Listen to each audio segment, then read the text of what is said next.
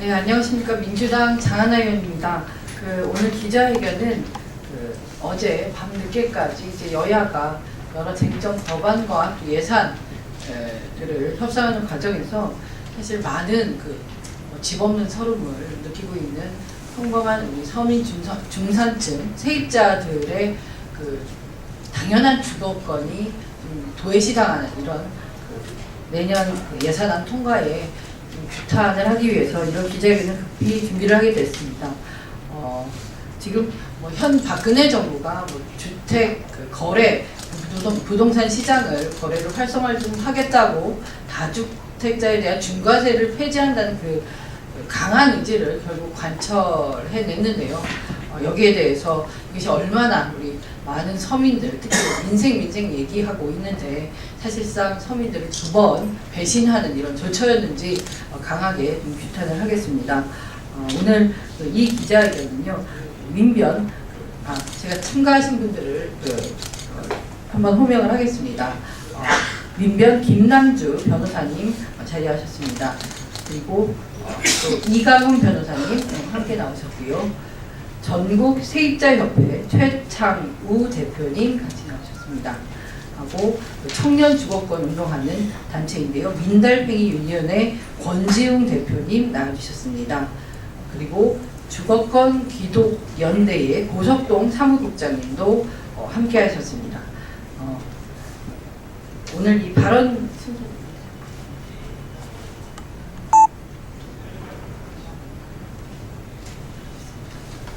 네, 오늘 이 규탄 발언은요, 아무래도 이 주거권 문제의 당사자라고 할 수 있는데 전국 세입자협회 두 공동대표님이 나오셨거든요. 먼저 최창우 대표님 말씀 들어보고 그 다음은 청년 주거권 문제를 다루고 있는 권지웅 대표님 얘기 차례로 듣겠습니다. 예. 주거권이 보장이 안 되고 있는 게 현재 대한민국입니다. 실제 2년밖에 못 사는 사람이 많이 있고요. 그리고 집주인이 올리고 싶으면 마음대로 올리는 그런 세상이 되었습니다. 밤새 자고 일어났더니 방 빼라, 아니면 3천만 원을 올려달라, 어떤 분은 5천만 원을 올려달라, 어떤 분은 비율로 심지어 50%까지 올려달라, LH마저 26%를 지금 올려달라 해가지고 오산세교에서 그분들이 농성하고 난리가 났습니다. 이렇게 시도 때도 없이 올려달라고 묻지도 따지지도 못하는 그런 주거권의 서름을 겪고 있는 세입자는 사람 아닙니까? 세입자는 투명인간인가요? 투명인간 취급을 받고 그동안 서럽게 살았습니다. 그런데 박근혜 정부가 보편적 주거복지를 이야기하면서도 보편적인 전월세 상한제 이것을 도입하지 않겠다고 말하는 것은 정말 서민 모두를 고통에 빠뜨리는 반민생 행보이고 정책이고 배신이라고 생각이 듭니다. 2,300만 명을 희생시키면서 다주택자 136만 명, 그 다음에 세 채 이상 가진 사람 21만 명을 위해서 전월세 상한제를 할 수 없다라고 하는 정부 각 부처의 장관들, 그리고 새누리당 정말로 개탄스럽고요. 여기에 어떻게 보면 보완해동하는 민주당이라고 생각하는데요. 민주당이 전월세 상한제 이거 관철을 이번에 포기하고 다주택자 양도소득세 중과 폐지 이것은 받아들이는 이런 모습은 정말로 실망스럽기 그지없습니다. 지금이라도 민주당은 예전에 당론이었던 2+2 2년 연장하고 그리고 5% 상한으로 정한 이것을 관철하고 모든 세입자에게 적용하는 걸로 해야 됩니다. 정부에서 내놓은 급등지역에 한해서 적용한다고 하는 것은 급등이 대한민국 전체 했을 뿐만 아니라 급등하고 나서 가면 무엇합니까? 사람 죽고 나서 약방 찾는 격이죠.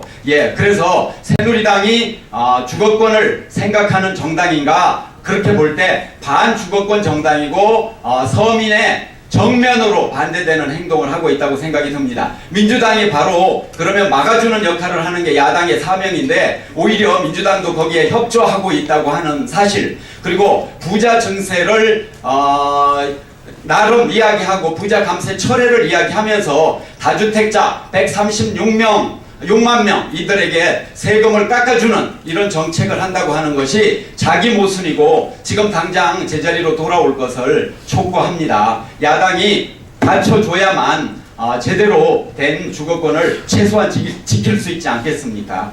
예.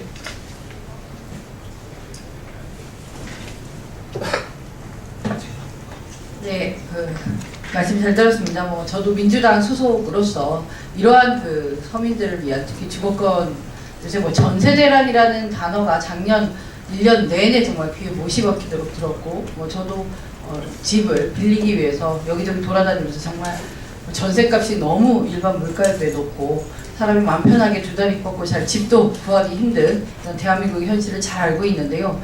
그런 점에서의 어제 이런 합의는 물론 아쉬운 바가 있습니다. 그리고 그 과정에서 사실 소득세 최고 세율 적용되는 과표 기준을 3억에서 1억 5천을 나누는 이런 또 다른 이런 조세 제도와 이 전월세 상한제나 다주택자 양도세 중과 폐지 이런 것들을 사실 협상에서 서로 주고받는 이런 일이 벌어졌습니다. 좀 많이 아쉽고요.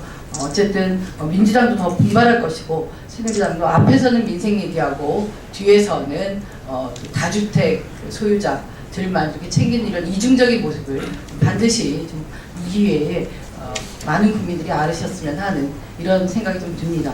다음은 민달팽이 유니온 대표이자 전국 세입자협회 공동 대표 맡고 있는 권지웅 대표로부터 이야기 듣겠습니다. 네. 안녕하세요. 저 민달팽이 유니온의 권지웅인데요. 저는 지금 26살 청년으로 이 대한민국을 살아가고 있습니다. 부산에서 올라와서 서울 생활을 하고 있는데요. 실제로 많은 세입자의 문제는 또 한편으로는 한국의 미래의 문제 그리고 지금의 청년의 문제인데요. 지금의 청년들은 사실은 지금의 청년들 중위소득을 벌고 있는 청년들이 아파트 값의 중위 정도의 아파트를 사는데 걸리는 시간이 75년이라는 통계를 보았습니다. 20살에 취직을 해서 75년간 95살이 될 때까지 돈을 모으면 집을 살 수 있다는 이야기인데요.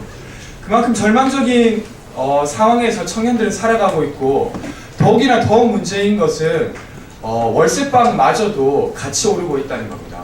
전세와 월세는 사실은 같이 움직이고 있는데요. 현재 월세가가 너무 오르고 대학가 주변에 전세가가 오르게 되면서 실제로 청년들은 집이 아닌 공간으로 몰려나고 있습니다. 대표적으로 고시원이나 지하방 등인데요. 서울에 살고 있는 1인 청년들 중에 3명 중에 1명이 지하방이나 고시원에 전전하고 있습니다.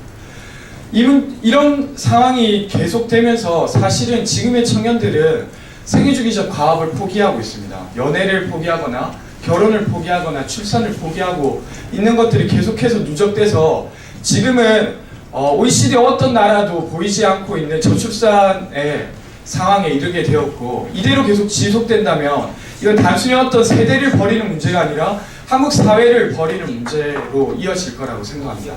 근데 이것을 돕기는커녕 막아서고 있는 새누리당과 정부를 보면서 정말 저들이 대변하고 있는 게 무엇이며 우리는 국민이 아닌가라는 생각을 하게 되는데요. 더 이상 이런 일을 하지 않고 지금이라도 바로잡아서 꼭 한국 사회의 미래를 책임지고 있는 혹은 아니면 앞으로의 세대를 책임지게 될 청년들을 고려할 수 있는 전월세 상한제 등이 꼭 통과될 수 있었으면 좋겠습니다.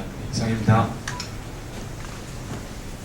예, 다음엔 민변 토지주택 공공성 네트워크의 이강훈 변호사님께서 말씀해 주시겠습니다. 네, 안녕하십니까. 이강훈 변호사입니다. 어제 보도에서 잠깐 나와서 이 부분적 나온 부분인데 부분적 월세 전월세 상한제 도입하고 다주택자 양도세 중과 폐지가 양당 간의 이 주고받기식으로 이 거래될 걸 하다가 정부에서 부분적 전월세 상한제마저 강력하게 반대하는 바람에 거래가 무산되고 소득세 최고세 과표 기준을 낮추는 방안과 교환이 됐다 이런 보도 내용이 있었는데 그 부분은 오늘 장하나 의원께서 확인해 주시니까 더 가슴이 아프고 정부의 이러한 정책에 대해서 규탄을 하지 않을 수가 없습니다. 우리는 그 세입자에게 무대책으로 주거 불안에 빠뜨리고 다주택자에게는 투기 면제를 주는 이번 거래에 대해서 반대하고 실질적인 세입자 보호 방안을 신속하게 입법해 주시기를 촉구합니다. 전월세난이 지난 2009년 이래로 5년간 지속되고 있었고 월세 비중이 빠르게 높아져서 서민들의 주거비 부담이 현재 증가하고 있습니다. 그런데 정부 여당은 계약갱신 청구권과 같은 임차인들의 권리 강화에는 등을 돌린 채 빚내서 집을 사라고 하는 그런 엉뚱한 대책을 지금 내놓고 있습니다. 지금 이런 가운데 다음 대책 없이 5년간 그 세입자들을 방치하고 이제 와서 다주택자 양도세 중과 제도를 폐지하려고 하는 점, 이런 것들을 볼 때 특히 정부가 계약갱신 청구권 같은 이런 이런 부분들을 반대하고 또 전월세 상한제 도입도 부분적으로만 도입하는 그런 방안에 대해서도 반대했다니 저희들은 기가 막힐 수밖에 없습니다. 다주택자 양도소득세 중과 폐지는 절대로 안 됩니다. 그 이유는 첫 번째는 이 제도 도입 당시에 부동산 투기를 방지하겠다는 그 기본적인 그 목적이 있었습니다. 두 번째, 지금 현행 제도로도 다주택자들이 공동체에 기여한다면 양도소득세 중과를 면제를 해주고 있습니다. 즉 임대사업자로 등록해서 5년 이상 인상률 상한 받으면서 양도세가 중과되고 취등록세 및 양도세 파격 감면 혜택도 있었습니다. 그리고 정부가 지난 9월에 도입하겠다고 발의한 조세특례 제한법에서도 이런 부분과 관련된 양도세 중과 관련돼서 매입 임대주택 및 중공업 임대주택에 대해서 파격적으로 양도세를 감면해주는 그런 내용들이 들어가 있었습니다. 셋째, 지금 현재 이 제도를 임대사업자 등록제도로 함께 잘 활용을 한다면 민간 임대주택을 활성화할 수 있는 중요한 수단이 될 수 있습니다. 또한 이를 통해서 다주택자들이 적어도 5년 이상 계약갱신 청구권이 보장되고 인상률 상한이 제한되는 임대주택을 공급하게 돼서 서민들의 전월세난 해소에도 크게 기여할 수 있는 방안이 될 수 있었습니다.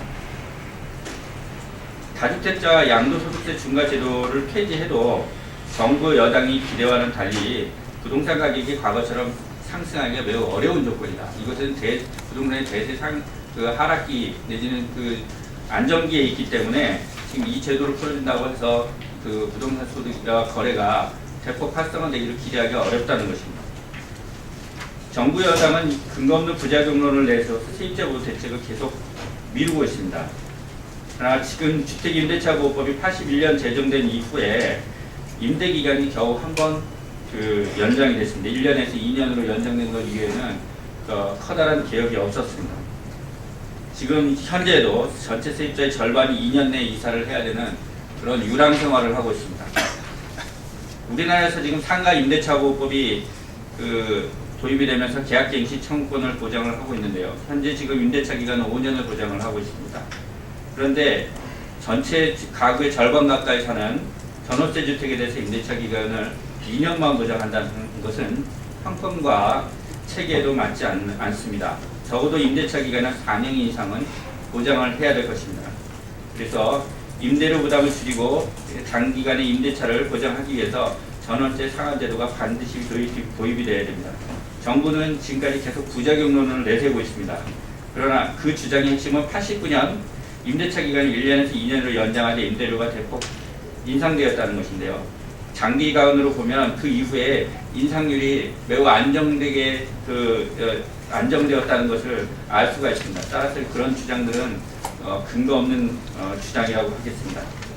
저희가 상가임대차보호법을 도입할 때 당시에도 이런 문제들을 제기하는 견해들이 많았지만 실제 상가임대차보호법을 도입하고서 상가임차료가 폭증했다는 그런 내용들이 없습니다.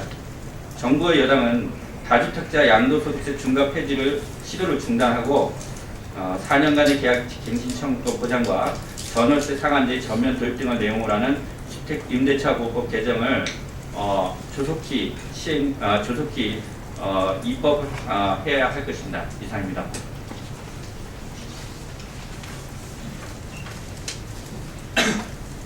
네, 그 말씀을 다 들어보았는데요.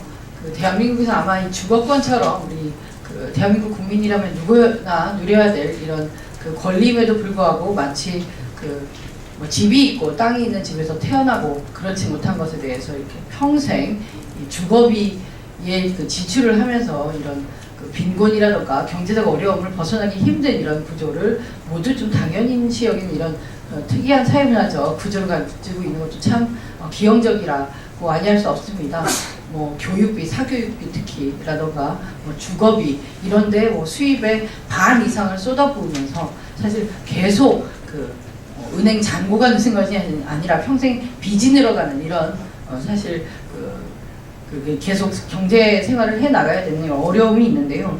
모쪼록 저는 이번 내년 예산에 이런 것들이 반영이 안 됐고 지금 많은 세입자들이 또 한 해 아까 앞에서 말씀해 주셨듯이 마지못해서 유랑 생활을 이렇게 해야 되는 상황인데요. 지금 대한민국 특히 서울의 이런 주거 비용은 그 어떤 수입이랄까 그 개인 수입 대비 그 비용이 심지어 미국의 뉴욕보다도 높다고 합니다. 그 정도로 말이 안 되는 이런 상황에서 정부가 정책적으로 이런 것들을 해결하지 못할지언정 결국 또 집을 가진 자들의 편에 서고 말았습니다. 이 점에 대해서 강하게 문제 제기를 하고 또 내년 이맘때 예산과 뭐 여러 가지 주요 쟁점 법안이 논의될 때는 아마 이러한 내용으로 환영하는 기자회견을 꼭 할 수 있도록 1년 동안 또 이 옆에 계신 많은 그 시민사회 단체와 그 당사자 단체들과 또 국회에서 또 우리 민주당이 같이 싸우고 나중에 좀 그 좋은 성과를 얻을 수 있기를 바란다고 그리고 저도 열심히 또 한 해 싸워보겠다고 그렇게 좀 그 말씀과 또 죄송한 말씀을 드리지 않을 수가 없습니다. 이것으로 기자회견은 마치고요. 뭐 더 궁금한 사항은 저는 복도에 가서 뭐 여쭤봐 주시면은 상세히 답변을 드리도록 하겠습니다. 이상으로 기자회견 마치도록 하겠습니다. 감사합니다.